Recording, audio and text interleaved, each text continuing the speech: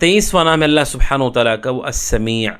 السمیع یہ اللہ سبحانہ و تعالیٰ کا نام ہے جو قرآن کریم میں تقریباً 50 جگہوں پر مذکور ہے، 50 جگہوں پر، جن میں سے سورہ مجادلہ کی پہلی آیت ہے، قد سمع اللہ قول التی تجادلک فی زوجہا وتشتکی الی اللہ واللہ یسمع تحاورکما ان اللہ سمیع بصیر۔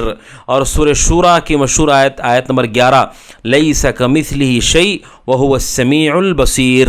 ناظرین اکرام، سورہ شورى آیت نمبر 11 کو ہمیشہ یاد رکھیے، زندگی میں بڑے فائدہ ہیں اس آیت کے، کیونکہ اس میں اہل سنہ والجماعہ، اہل الحدیث کا منہج بتایا گیا ہے اسماء و صفات کے حوالے سے۔ لیس کمثلہ شیء، اس جیسی کوئی چیز نہیں، وہو السمیع البصیر، اور وہ سننے والا اور دیکھنے والا ہے۔ تو ناظرین اکرام، 50 سے زیادہ مرتبے قرآن کریم میں نام ذکر کیا۔ اللہ تبارک و تعالیٰ سنتا ہے۔ اللہ تبارک و تعالیٰ کیسے سنتا ہے؟ اللہ سبحانہ و تعالیٰ کی سننا کیا مخلوق کی طرح؟ بالکل نہیں، اللہ تعالیٰ کا سننا مخلوق کی طرح نہیں۔ اللہ تبارک و تعالیٰ کی سننے کی خوبیاں، خصوصیتیں کیا ہیں؟ نمبر 1، اللہ تبارک و تعالیٰ ایک ساتھ تمام آوازوں کو سنتا ہے، ایک ساتھ تمام آوازوں کو سنتا ہے۔ نمبر 2، اللہ تبارک و تعالیٰ کے سننے میں کوئی اشتباہ نہیں ہوتا، کنفیوژن نہیں ہوتا ہے۔ جیسے آپ کو 2-4 لوگ بولیں گے ایک ساتھ تو آپ کہتے ہیں بھئی ایک آدمی بولے مجھے سمجھ میں نہیں آ رہا ہے۔ اللہ تعالیٰ کی خوبی ہے وہ سنتا ہے، ایک ساتھ سنتا ہے، اس پر کوئی چیز مشتبہ نہیں ہوتی ہے۔ نمبر 3، جب آپ ایک ساتھ 2 لوگوں کو سن رہے ہوں تو ایک کو ٹھیک سے سن پا رہے ہیں، ایک کو ٹھیک سے نہیں سن پا رہے ہیں۔ اللہ تعالیٰ سنتا ہے تو ایک کے سننے کی وجہ سے دوسرے سے مشغول نہیں ہوتا ہے، وہ بزی نہیں ہوتا ہے، بلکہ پوری طرح متوجہ ہو کر کے ایک ساتھ پوری آوازوں کو سنتا ہے۔ آپ کہیں ٹھیک ہے میں 3 لوگوں کی باتیں ایک ساتھ سن لیتا ہوں، لیکن تینوں کی باتوں کو ایک درجے میں آپ نہیں سن پاتے، ایک چیز سنتے غور سے 2 لوگوں کی کم ہو جاتی ہے۔ اللہ تعالیٰ سنتا ہے تو ایک کا سننا دوسرے سے اسے مشغول نہیں کرتا ہے۔ اور اللہ تبارک و تعالیٰ کی سننے کی خصوصیت یہ ہے کہ اللہ تبارک و تعالیٰ کو ایک ساتھ الگ الگ چیزوں کے بارے میں لوگ سوال کرتے ہیں، اسے مانگتے ہیں، طلب کرتے ہیں، دعا کرتے ہیں، شکوہ کرتے ہیں، تو الگ الگ سوالات سے اس کے اندر کوئی غلطی نہیں ہوتی ہے۔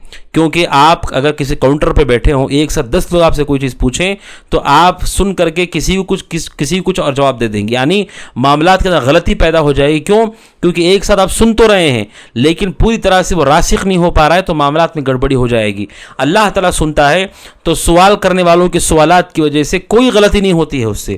اور اسی طرح سے اللہ تعالیٰ کا سننا ایسا ناظرین اکرام کہ کتنے لوگ بھی اس کو پکارتے ہیں، جتنے لوگ بھی اسے پکارتے ہیں، ان کثرت سے پکارنے والوں کی وجہ سے اللہ تبارک و تعالیٰ بیزار نہیں ہوتا ہے، اور نہ اللہ تبارک و تعالیٰ اسے تھکتا ہے۔ یعنی اگر آپ دنیا میں دیکھ لیں کوئی آدمی سن رہا ہے کئی لوگوں کو، کتنا سنے گا وہ تھک جائے گا، لیکن اللہ تبارک و تعالیٰ ناظرین اکرام ایسے سنتا ہے کہ اتنے لوگوں کے سننے کی وجہ سے کوئی تھکان اس کو نہیں ہوتی ہے، بلکہ اللہ سبحانہ و تعالیٰ کہتا ہے، جیسا کہ مسلم کی حدیث ہے، حدیث نمبر 2577، اللہ سبحانہ و تعالیٰ کہتا ہے اے میرے بندوں، تم میں اول سے لے کر آخر، شروع سے لے کر آخر تک تمام انسان، تمام جنات ایک مٹی پر جمع ہو جائیں اور تم سب مجھ سے مانگو، اور میں تم سب کو تمہاری جو چیز تمہاری نیت ہے تو وہ سب میں عطا کر دوں، تم کو جو بھی تم مانگ رہے ہو ایک ساتھ سن کر کے ایک ساتھ تمہیں عطا کروں، تو پھر میری سب کچھ دینے کے بعد بھی میری بادشاہت میں کوئی کمی نہیں ہوگی، کوئی کمی اللہ تعالیٰ کی اس میں واقع نہیں ہوگی۔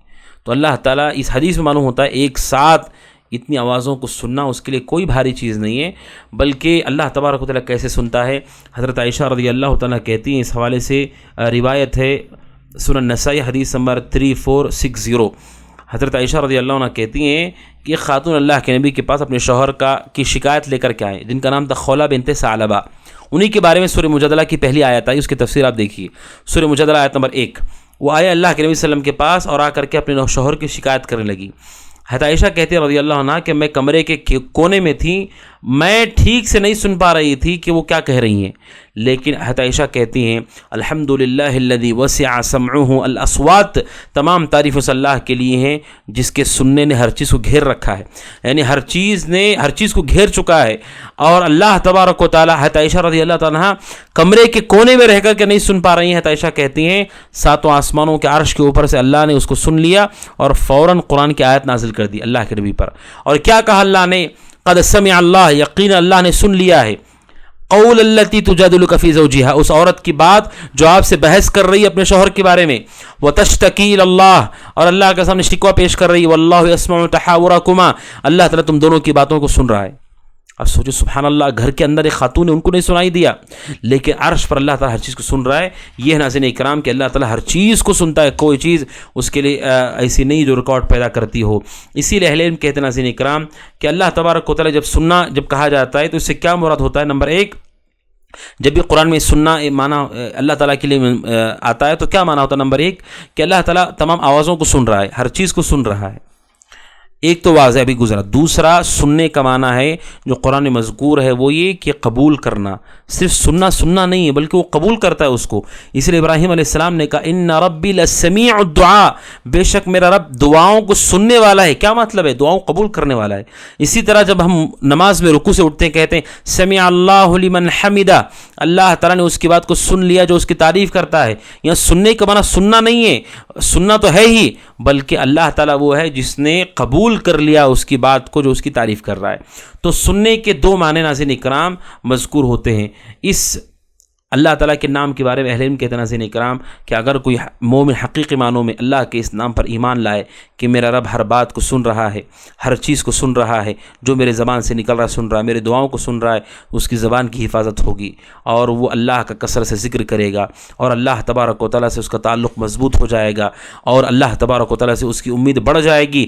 گناہ سے پہلے وہ سوچے گا کہ میں جو کر رہا ہوں اللہ تعالیٰ اسے سن رہا ہے اور اللہ سے امید اس کی بڑھ جائے گی۔ جیسے ابراہیم علیہ السلام نے کہا اور اسماعیل علیہ السلام نے کہا ربنا تقبل منا انک انت السمیع العلیم، ہمارے رب ہم سے قبول فرما، بے شک تو سننے والا اور جاننے والا ہے۔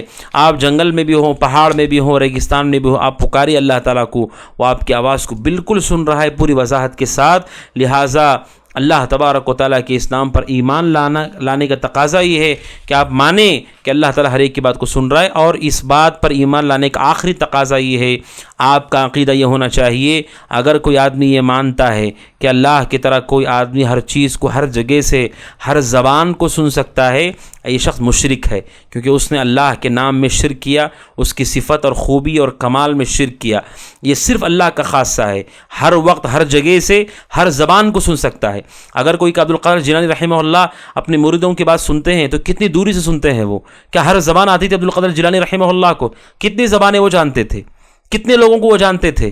تو اگر کوئی کہتا ہے کہ نہیں ہم اللہ نہیں مانتے ان کو لیکن یہ مانتے ہیں کہ ہماری مرادیں سن رہے ہیں یعنی اللہ کی طرح سن رہے ہیں، تو پھر اللہ کا شرک ہے یہ۔ تو ناظرین اکرام، اللہ تبارک و تعالیٰ کا نام ہے السمیع۔